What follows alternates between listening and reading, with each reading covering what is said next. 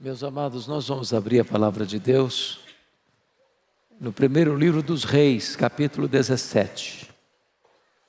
Primeiro livro dos Reis, capítulo 17. Faremos a leitura até o versículo 10 e depois peço a vocês que leiam comigo o verso 24.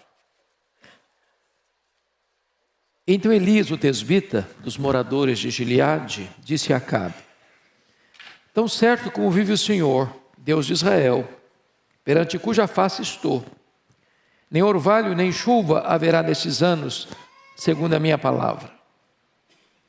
Veio-lhe a palavra do Senhor dizendo: retira-te daqui, vai para a banda do Oriente, e esconde-te junto à torrente de Querite, fronteira ao Jordão.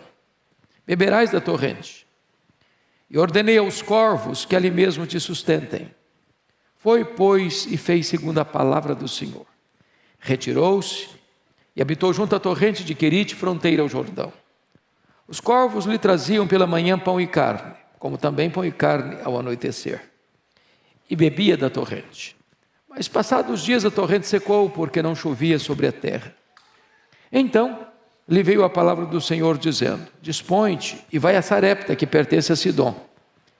E demora-te ali, onde ordenei uma mulher viúva que te dê comida. Então ele se levantou e se foi a Sarepta. Todos comigo, por favor, o verso 24. Então a mulher disse a Elias: nisto conheço agora que tu és homem de Deus, e que a palavra do Senhor na tua boca é verdade. Amém. Eu quero conversar hoje sobre Elias, boca de Deus. Elias, boca de Deus. Talvez a palavra que mais se escuta hoje no mundo, e não diferentemente no Brasil, é a palavra crise. Vivemos uma crise mundial. Vivemos um tempo de tensão. Só que a palavra crise não é uma palavra nova e nem a realidade dela é uma situação nova.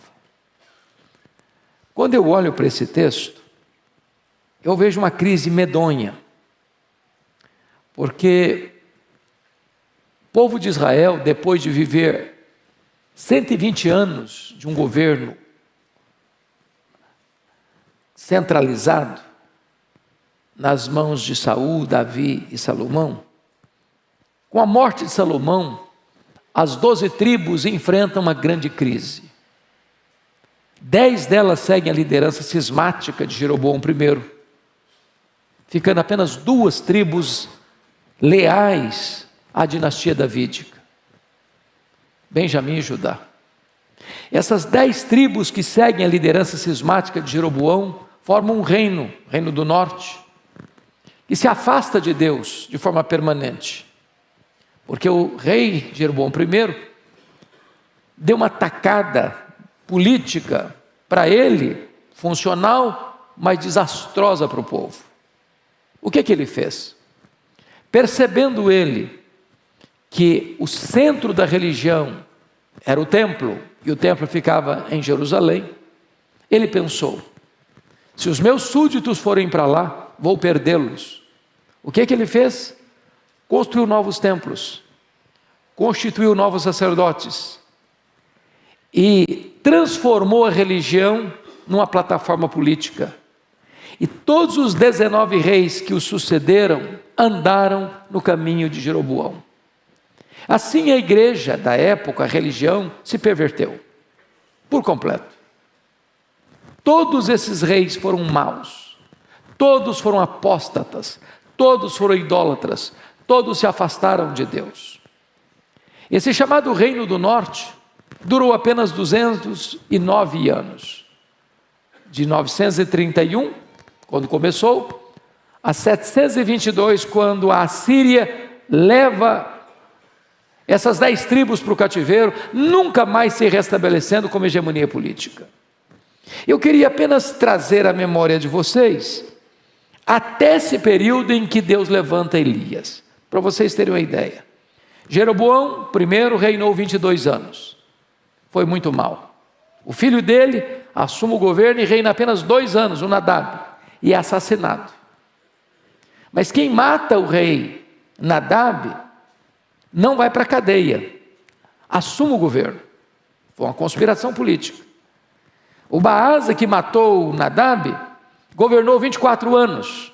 E quando ele morreu, o filho dele, Elá, governa 2 anos e é assassinado. Quem assassina o rei não é preso, assume o governo, Zinri.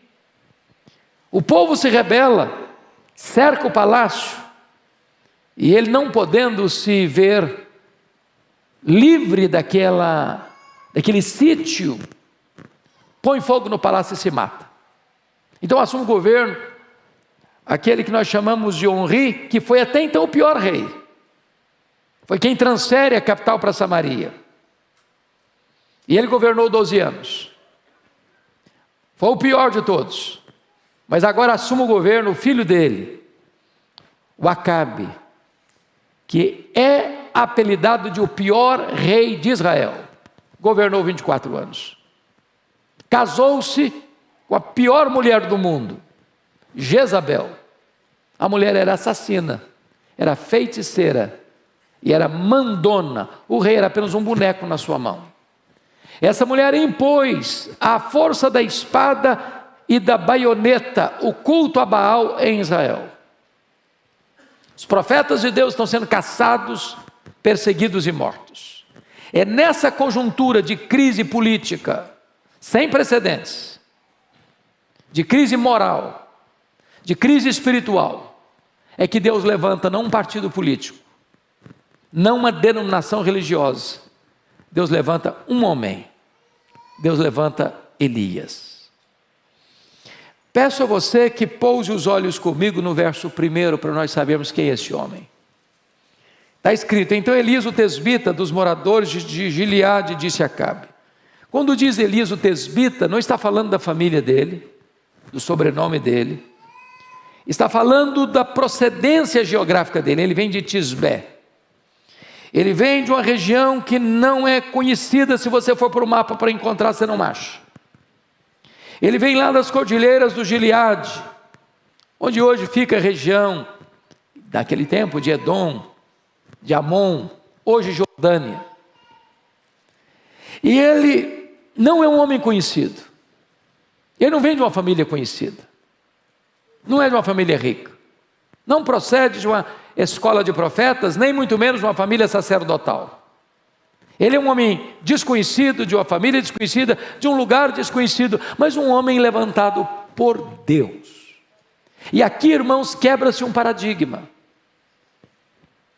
Porque Deus não precisa de estrelas para fazer a sua obra.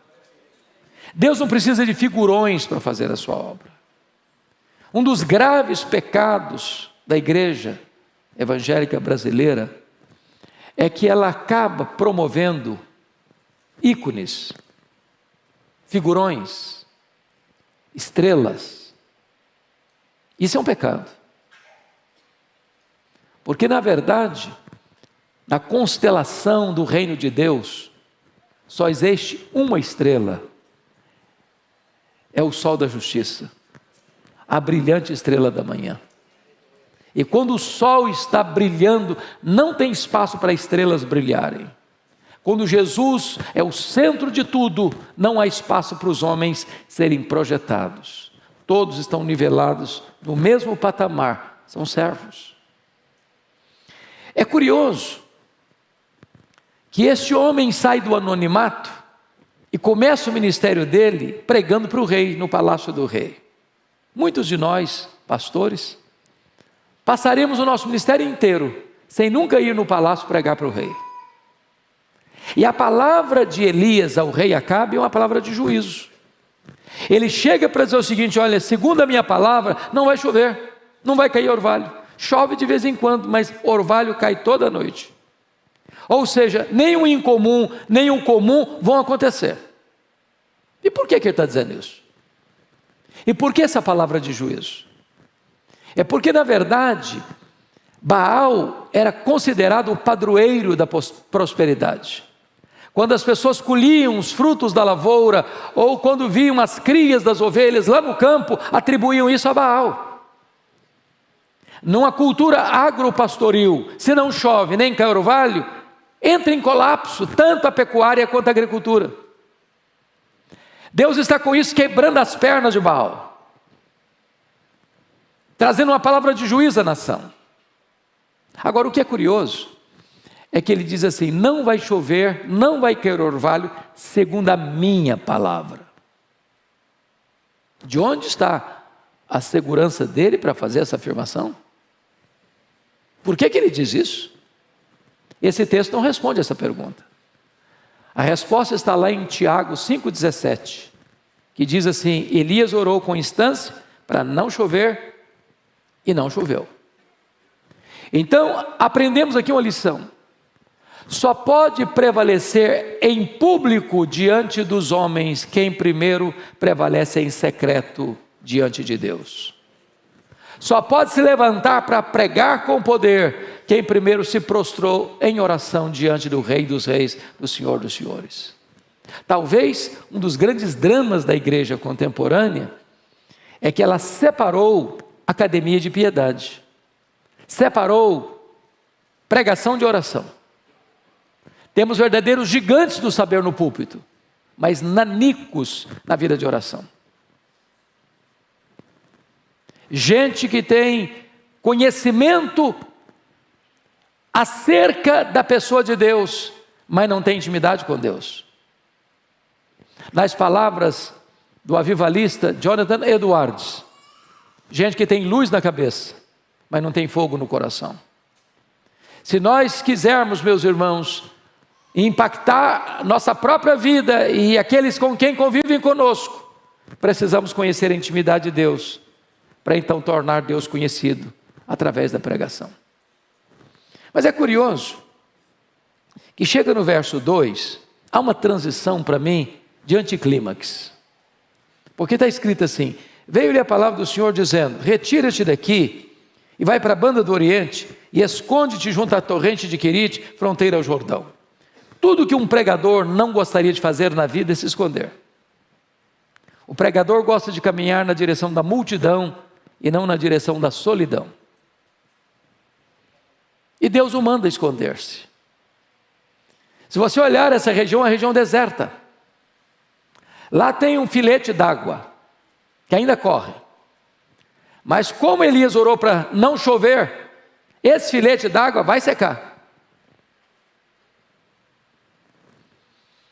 Deus manda o Elias para o deserto. E deserto na Bíblia é um lugar de prova, de refinamento, onde Deus apaga os holofotes, onde Deus tira toda a projeção humana.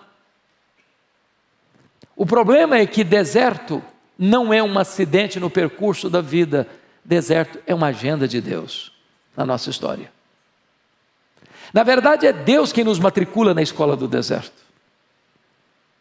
Aliás, a escola do deserto é a escola superior do Espírito Santo, onde Deus treina os seus líderes mais importantes. E quando Deus nos leva para o deserto da prova, Deus tem dois propósitos em nos matricular nessa escola. Primeiro propósito: trabalhar em nós, antes de trabalhar através de nós. Porque na verdade, neste mundo que aplaude o performance, isso não impressiona Deus. Deus está mais interessado em caráter do que em carisma. Deus está mais interessado na nossa vida do que nas nossas obras. Deus está mais interessado em quem nós somos do que no que nós fazemos. Então primeiro Deus trabalha em nós, para depois Deus trabalhar através de nós. Quando o Senhor Jesus chamou os seus discípulos, não os chamou prioritariamente para pregar, nem para expulsar demônios. Chamou-os prioritariamente para estarem com Ele, só depois os enviou a pregar. Isso porque o Deus da obra é mais importante que a obra de Deus. Por isso Deus nos leva para o deserto, para entendermos que nós não somos nada e dependemos de Deus que é tudo. Mas a segunda coisa, a segunda lição, quando Deus nos leva para o deserto, é para nos ensinar que nós dependemos mais do provedor do que da provisão. Esse texto é muito engraçado até, porque Deus vai sustentar o Elias enviando garçons voadores. Talvez até porque estava escondido. E Deus sabia da fúria, da truculência de Acabe e Jezabel. Se alguém fosse transportar carne e pão para Elias por via terrestre, ele seria descoberto, assassinado. Então Deus adota um método inusitado, inesperado, improvável, milagroso. Imagine você, as aves voando, segurando 1 quilo de carne e um pacote de pão, com o endereço certo, com o GPS certo, vai lá exatamente ao Elias. E talvez não foi uma semana, nem um mês, talvez durou mais de um ano. Foram 3 anos e meio, sem chuva, sem orvalho. Em outras palavras, ou Deus sustentava Elias, ou ele perecia. Agora veja comigo o versículo 7, quando está escrito assim: mas passados dias a torrente secou, porque não chovia sobre a terra. O grande problema é este: o que você vai fazer quando você está onde Deus mandou você estar, fazendo o que Deus mandou você fazer, e de repente a sua provisão acaba? Porque administrar a provisão é fácil, nós a temos, nós a administramos. E quando a provisão acaba, o que você faz? É muito importante compreender que quando a nossa provisão acaba, Deus sabe onde estamos. Deus sabe para onde devemos ir e o que nós devemos fazer. Isso não é acidente, isso é providência.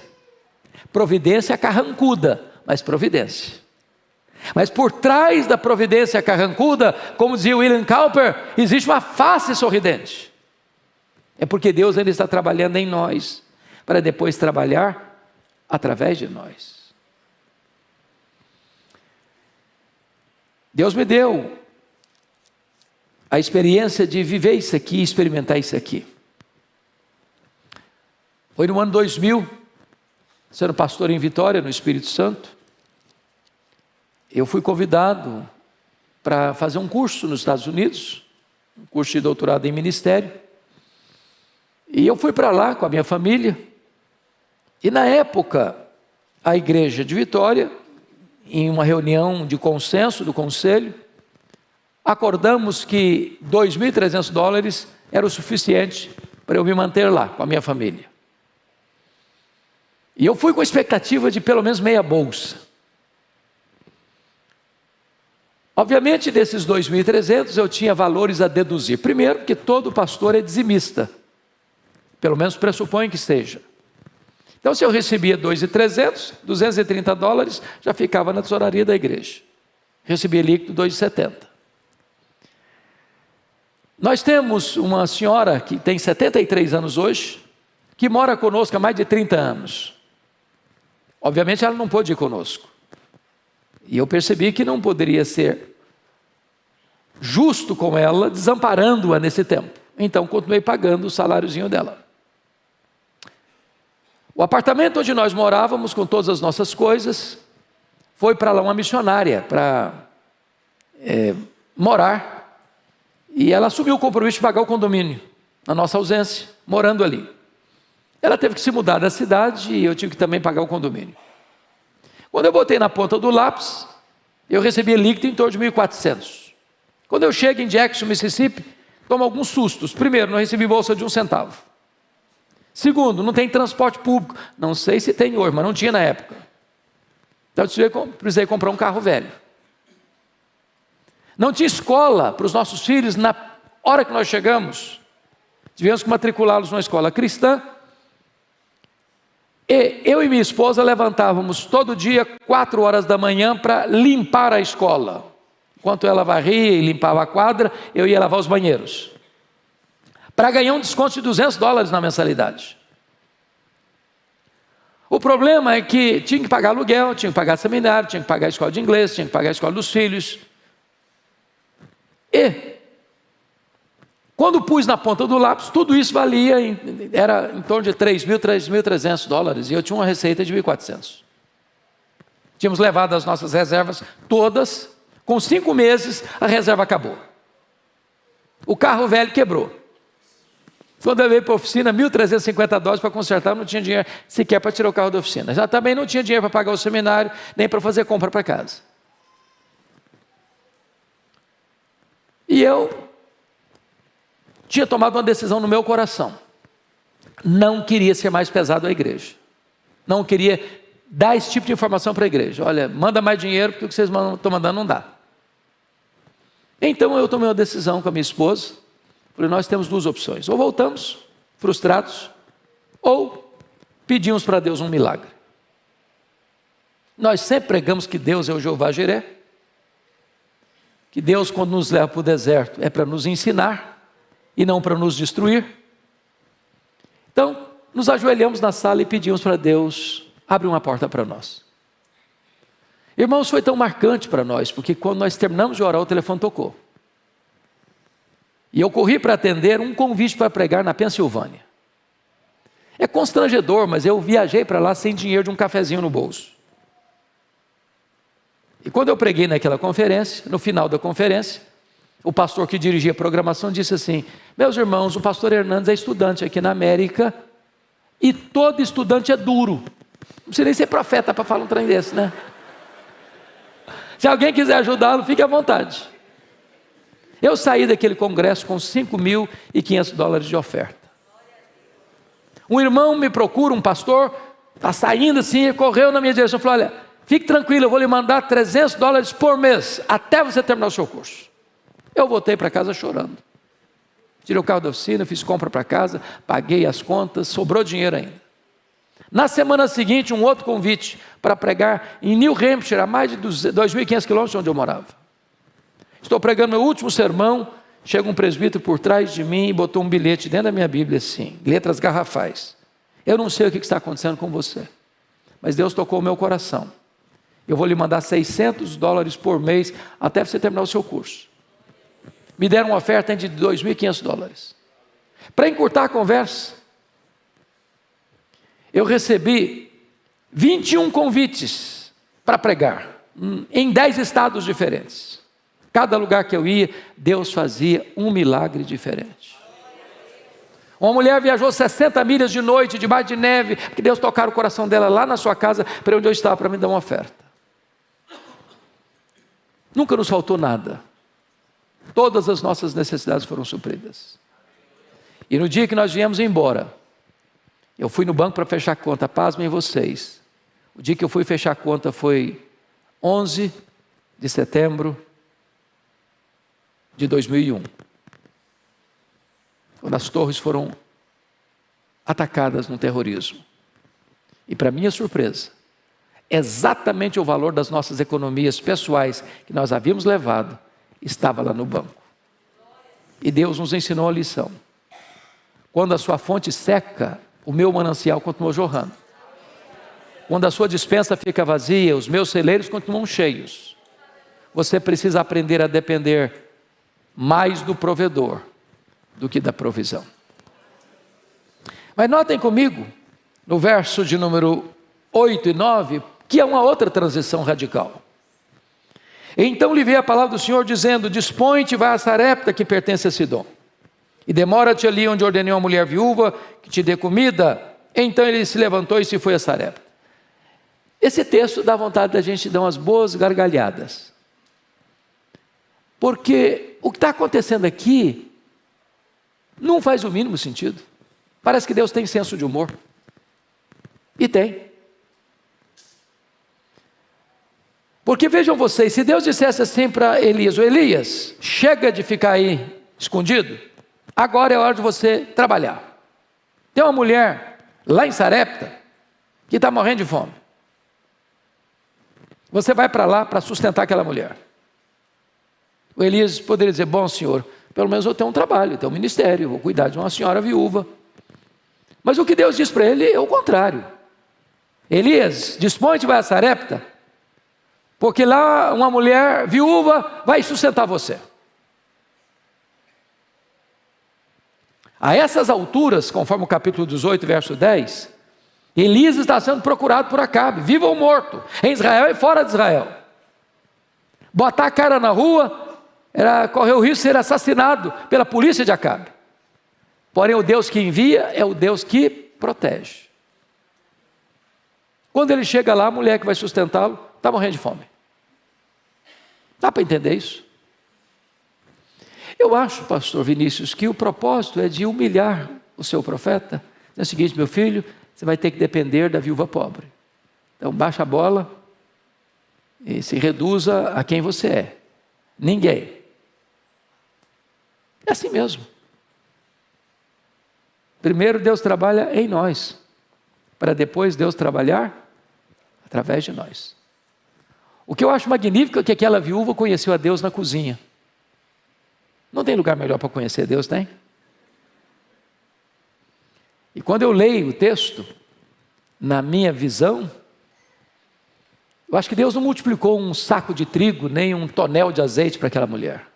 Todo dia que ela ia para a refeição, fazia a comida do dia, a refeição do dia, ela olhava na panela, depois de fazer a refeição, o mesmo nível de farinha, o mesmo nível de azeite, o mesmo nível de farinha, o mesmo nível de azeite. Todo dia, toda semana, todo mês. Isso é um milagre que Deus faz ainda hoje. É Deus que multiplica a farinha na nossa panela e o óleo na nossa botija. Irmãos amados, às vezes nós temos uma visão equivocada dos milagres de Deus. Por exemplo, você sai para viajar com a sua família, enfrenta um acidente grave, o carro fica todo retorcido. Eu passei por um acidente nos Estados Unidos, um dia de muita neve, estava viajando para Massachusetts, e o carro ficou desgovernado, saiu da estrada, o carro bateu num outro carro que tinha rodado também, o carro virou um L, perda total, nem um arranhão. Louvado seja o Senhor. Aí você diz, um milagre. Ok, milagre. Mas às vezes não olha milagre o fato de a gente sair de casa todo dia, voltar para casa todo dia, levar filho na escola todo dia, buscar filho na escola todo dia, sem um acidente. Talvez você não veja como milagre o fato de você estar aqui hoje, eu também, e ter vírus, bactérias no ar. Se entrar na nossa corrente sanguínea, pode nos tirar a vida. Você está aqui, e eu estou aqui. Então Deus faz milagres no extraordinário, e Deus realiza milagres da sua providência no ordinário da vida. Ele quem nos sustenta. Ele quem nos dá vida, Ele quem nos dá a respiração e tudo mais. Agora, preste atenção num fato importantíssimo. Na mesma casa que acontece um milagre, acontece também uma tragédia. Porque o filho único desta viúva adoeceu e morreu. Ontem, eu recebi um telefonema de um casal muito aflito. O filhinho nasceu precocemente, foi direto para o CTI, pegou uma infecção muito grave, e os médicos disseram, não tem mais jeito. E eu sei que é duro demais para um pai e para uma mãe receber uma notícia dessa. Nós oramos aqui no culto, cheguei em casa, liguei de novo, oramos juntos. E essa madrugada o Senhor levou a criança. Na mesma casa de alguém que celebra a vida, também chora a dor do luto. Ser crente não é viver numa estufa, nem blindado. Crente chora também. Crente sofre a dor do luto também. O filho único da viúva adoeceu e morreu. O que me impressiona no texto é que aquela viúva botou a culpa da morte do filho em Elias. E Elias não tinha culpa nenhuma. Eu não sei se você já foi acusado de alguma coisa que você nada devia. Às vezes nós somos muito fortes em nos defendermos. Elias não disse uma palavra em sua defesa. Talvez, entendendo o princípio de Jesus, de não se esmagar a cana quebrada, nem se apagar a torcida que fumega. Tripudiar sobre alguém que já está ferido pela vida, não vale a pena. Elias se calou. Nenhuma palavra em autodefesa. Mas diz o texto que ele pega o menino, leva para o seu quarto, coloca-se sobre o menino, e ali, com a porta trancada, ele ora, ele fala, e fala muito, fala com Deus. E Deus faz o imponderável, o impossível, o inimaginável. Não tem história de ressurreição até então na história da humanidade, pois Deus ressuscita o menino. E eu fico imaginando o Elias se fosse um dos estrelas de hoje. Porque hoje tem gente que faz propaganda de milagre que nunca aconteceu. Faz marketing em cima. Se Elias fosse um dos estrelas de hoje, eu acho que ele tomaria algumas medidas. Primeiro, eu acho que ele chamaria uma coletiva para dar uma entrevista, né? Dizer quão grande homem ele era. Eu acho que ele botaria alguns outdoors na cidade, uma fotografia dele, mostrando quão poderoso o profeta ele era. Talvez ele faria um discurso de autoelogio, um panegírico. Ou talvez ele bateria palmas para ele mesmo. Quem sabe até faria um solo do hino, quão grande és tu diante do espelho. Fez nada disso. Ele simplesmente disse: mulher, o teu filho vive. O que Elias nos ensina com isso?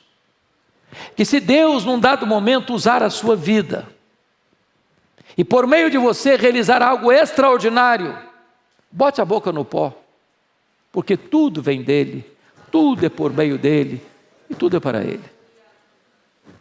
Agora, eu quero concluir. Quando você honra Deus, Deus honra você. Está escrito lá em 1 Samuel 2,30. É nessa conjuntura que o verso 24 entra, dando o título dessa mensagem de hoje. Aquela mãe, viúva, ao receber de volta o seu filho único, diz assim para Elias: agora eu sei que tu és homem de Deus, e que a palavra do Senhor na tua boca é verdade. Irmãos, isso é sublime demais. Porque parece-me que este título, tão lindo e tão sublime, está hoje em desuso. Escasseiam-se os homens de Deus. Tem homens ricos, tem homens famosos, tem homens poderosos, tem homens influentes, mas escasseiam-se os homens de Deus.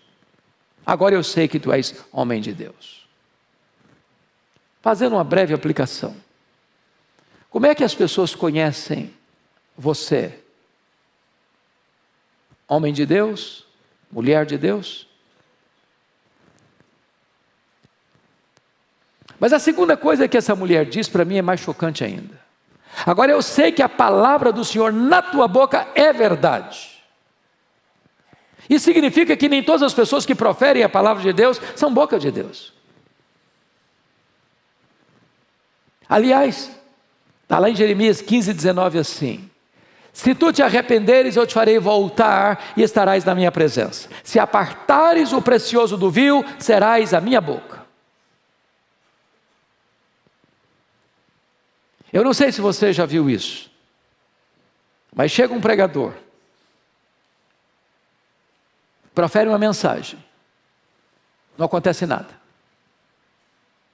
Chega outro pregador, profere a mesma mensagem, os corações se derretem. Por quê?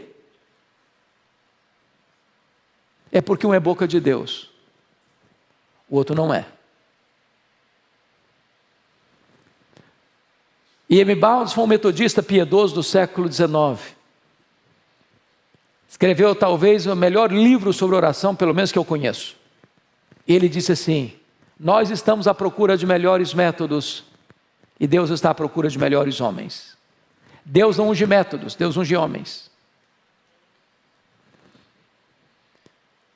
Vivemos numa geração privilegiadíssima. Hoje, irmãos, os maiores e melhores sermões pregados na história da igreja estão disponíveis no nosso vernáculo, na língua portuguesa. Sermões de Aurélio Agostinho, sermões daquele que foi chamado de Boca de Ouro, João Crisóstomo, sermões de Lutero, sermões de Calvino, sermões de Jonathan Edwards, sermões de Charles Haddon Spurgeon, sermões de Mark Lloyd Jones, sermões de Dwight Lyman Moody, sermões de Charles Finney, sermões que Deus usou para levar centenas, milhares de pessoas à conversão. Se nós pegarmos os mesmos sermões hoje e pregá-los rigorosamente na íntegra, os resultados não serão os mesmos mais. Por que não? Porque Deus não unge métodos, Deus unge homens. Um fato muito curioso, pastor, é que conheci um seminarista que resolveu decorar o sermão Pecadores nas mãos de um Deus irado, de Jonathan Edwards. Jonathan Edwards era uma mente brilhante, um homem santo de Deus, que experimentou um grande avivamento nos idos de 1735, 1740, e quando ele pregou esse sermão, ele orou, jejuou durante 3 dias, e ao pregar o sermão numa noite, depois dessa experiência de intimidade com Deus, segurava a lamparina numa mão, o esboço na outra mão, e lia o sermão. E enquanto ele pregava, o auditório foi tomado de profunda convicção de pecado. As pessoas choravam, se agarravam nas pilastras do templo. Quando ele terminou de pregar, o auditório estava prostrado ao chão, em lágrimas. E naquela noite, cerca de 500 pessoas se renderam a Cristo. O seminarista pegou o sermão, decorou o sermão, e pregou o sermão com toda eloquência, palavra por palavra, sentença por sentença. E o povo caiu também, mas no sono. No sono. O sermão era o mesmo, mas quem pregava o sermão era outra pessoa. Na igreja presbiteriana nós tivemos um pastor, talvez a maior referência que nós tivemos na nossa história de piedade, pastor Antônio Elias, que faleceu com mais de 90 anos. E ele era um homem muito simples, muito simples. Sermões dele, para vocês terem uma ideia, ele dizia: meu sermão é assunto, puxa assunto. Mas eu nunca vi Antônio Elias pregar sem ter lágrimas nos olhos. Eu nunca vi Antônio Elias pregar sem ver o auditório chorando. Um dia ele estava num congresso de líderes, pastores, e alguém se levanta no auditório para fazer uma pergunta teológica para ele. Pergunta complexa. E a pergunta era esta: pastor, nos ajude a entender o que é unção. Unção.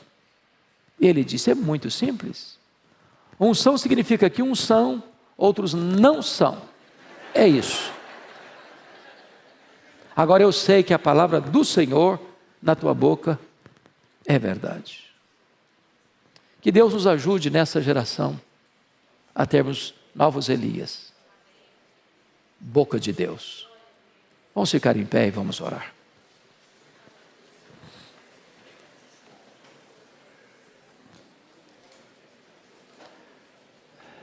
Querido Deus, nós te agradecemos pela tua palavra tão preciosa. E nós te pedimos que nesta noite tu toques o nosso coração.